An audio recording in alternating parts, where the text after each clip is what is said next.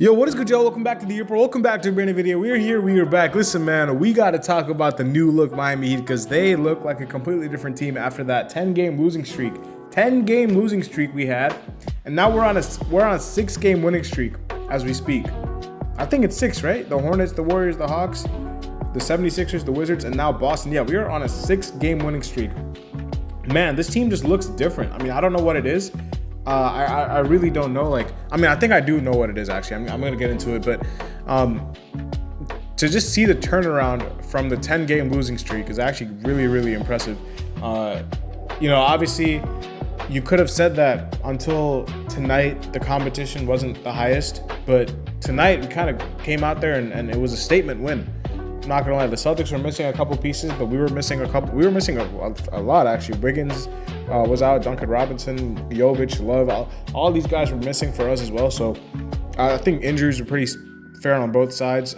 They did have Tatum and Brown both playing, so I thought that this was a game that they could have easily won based on talent alone. But we came out and we just showed so much character and heart and fight, man, that it wasn't even a close game. I mean, it got close at a certain point. After the fourth quarter started, they made a little bit of a run, and it got close. And they had cut the lead down to, I think, as close as 4. But after that, it was domination from there. And the first half was complete domination as well. Usually you see the Heat whenever they blow a lead, it's kind of like they just fold. After they after they give up like an 8-0 run, it's kind of like over. Even if they're still ahead by like 2 or 3 points, like you kind of expect them to further blow into get their lead blown out and just lose the game. But tonight it was a different story, and that is what really impressed me tonight. Like, the Heat, they were tested. The Celtics made a couple of runs, but every time the Celtics made a run, Kyle Anderson, Davion Mitchell, Pelle Larsson, Hero, Bam, like, these guys just kept making plays. And it's like, you got to tip your hat off to some of these players, man. I'm not sure what the ceiling of this team currently is, because I don't think we're going to go like extremely far. But it's still good to see that, you can kind of find some pieces on this team and be like, okay, I'm excited for them going forward, not just this season, but, going forward in a Heat uniform. I don't know if Kyle Anderson's going to be on this team long term, but for the rest of the season, I'm excited to see him play. But long term, I mean, Davion Mitchell looks like an absolute steal for what we got for him, gave up for him. Pelle Larsson looks like a steal of a pick at 44, where we drafted him. I think he's been definitely a top 20 rookie, in my opinion, this season. If not top 20, he's definitely been top 30. So those two guys look like they can be part of the future. Not star players or featured guys, but definitely, every team needs some of those complementary pieces. Some guys that'll, play really, really hard and play like winners, no matter what their role is.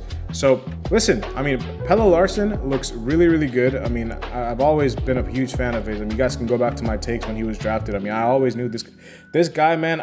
I mean, the one thing I was wrong about him with was that I predicted him to play more than Khalil Ware this season, and that has not happened because Ware has been incredible as well. I just felt like Pelle Larsson is just like a ready plug and play. He's, no matter what, he just won't need time to adjust. He'll be impactful from day one. And you kind of see it now. I mean, the impact that he's having right now, it's ridiculous. It's infectious to this team. He's kind of made Eric Spoelstra's job so much easier because Jaime Jaquez is not in the rotation anymore. Terry Rozier is not in the rotation anymore because of Davion Mitchell and Alec Burks. And you're seeing the Heat kind of have their rotation pretty much fixed. I mean, they played 8 guys for significant minutes tonight. They played, I think.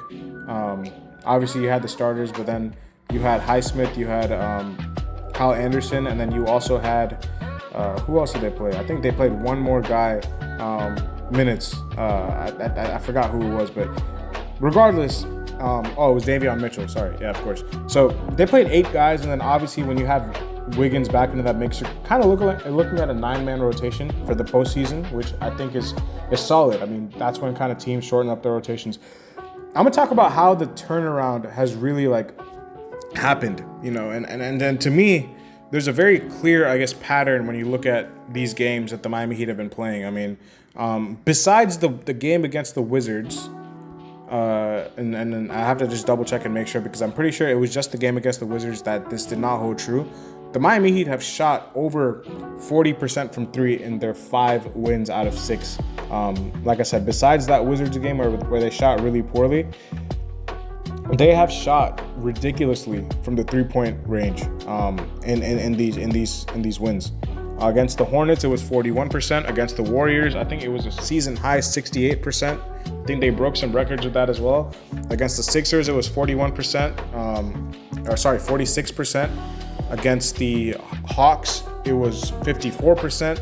Against the Celtics tonight, it was 47%. Like, ridiculous shooting percentages. I'm not gonna lie. Like, that has really, to me, been the reason that they're even able to win these games because the defense has always been good. I want to talk about the defense, but the defense has kind of been like their only consistent, sustainable thing that they've been able to show this year. It's always been somewhere either from like 7 through 13. It's always been in that range when you look at their defensive rating. Currently, it's 7th, so it has improved a little bit as well. But the offense has really taken leaps and bounds of improvement because of the 3-point shooting that you're seeing from this team.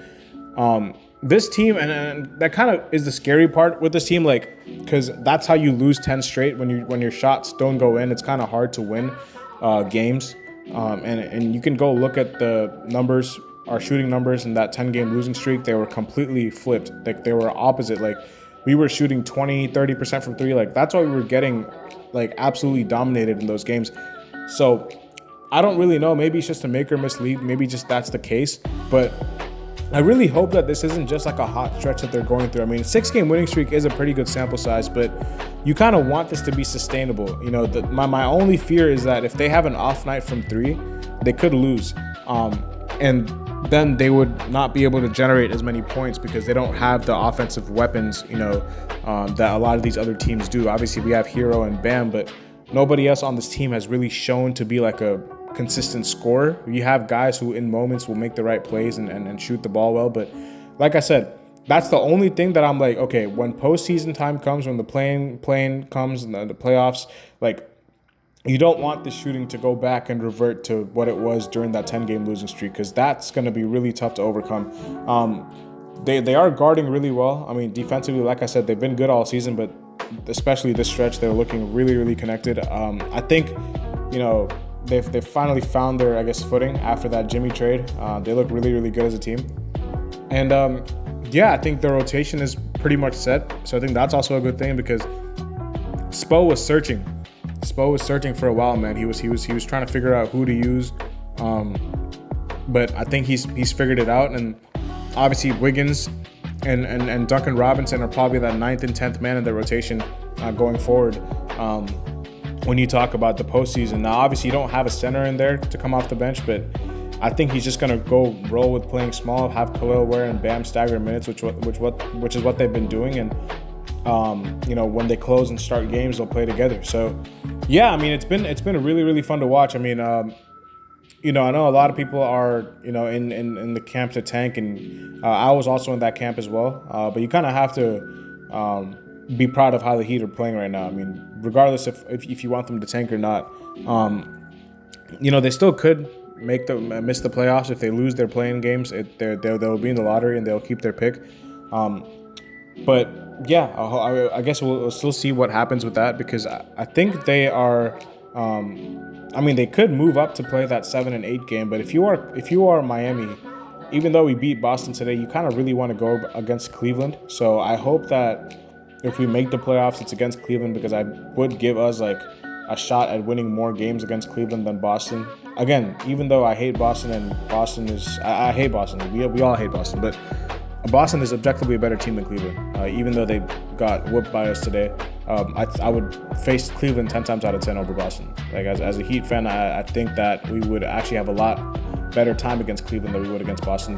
So yeah, that's the only thing I'll say about the playoffs.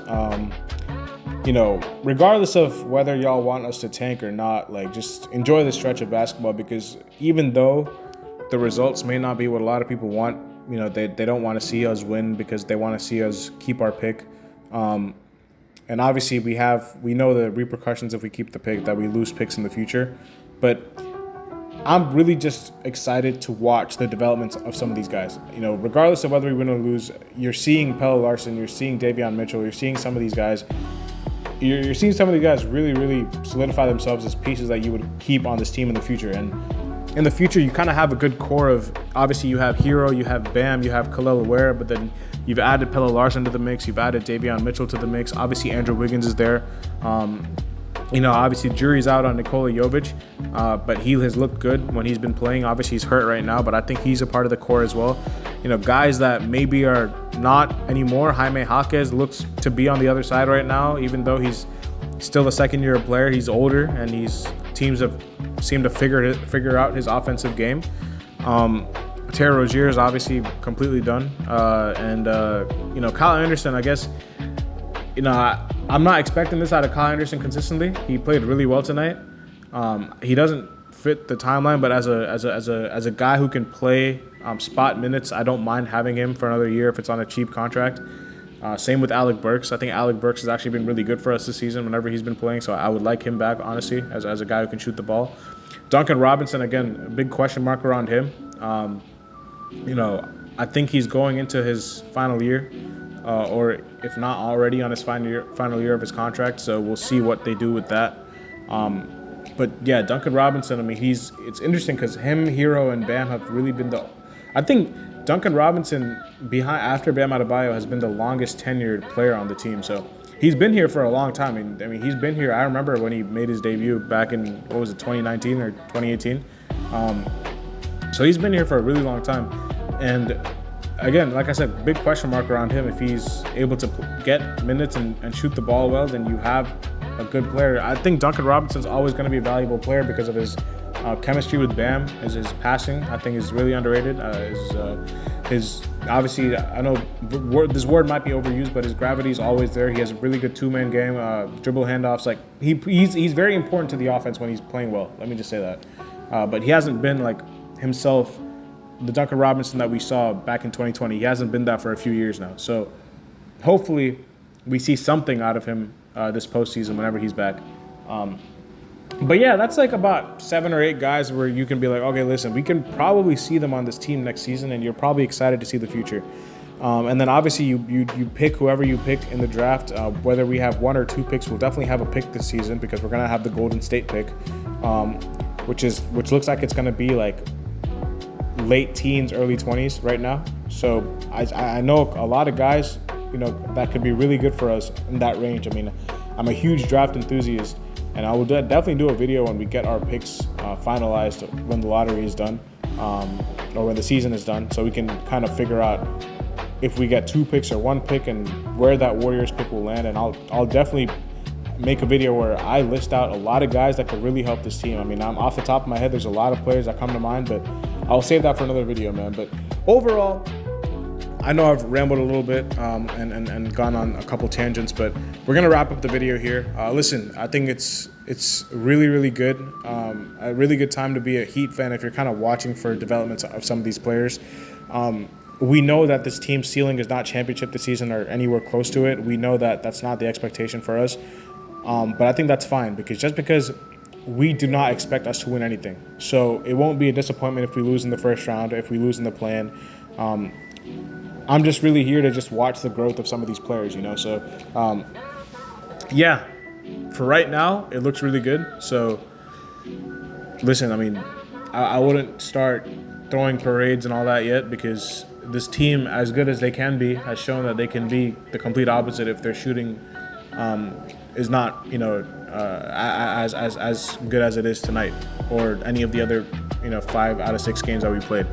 And that's how they lost 10 straight before that because their shooting was completely flipped. So the shooting is the biggest thing to me, man. If the shooting is good, they will be in very good position to win games because their defense is already really good. If the shots are falling, the Miami Heat are going to be a team that nobody would really want to face because they can be a tough out for any team. But if the shooting is going back to what it was during that 10-game losing streak, they will really struggle to score. So hopefully the shooting is consistent and it's sustainable.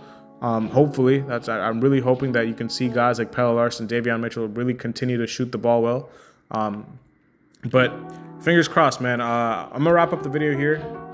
Leave a like, subscribe if you guys are new, comment down below. your thoughts. And yeah, I'll see y'all later as always, man. Peace.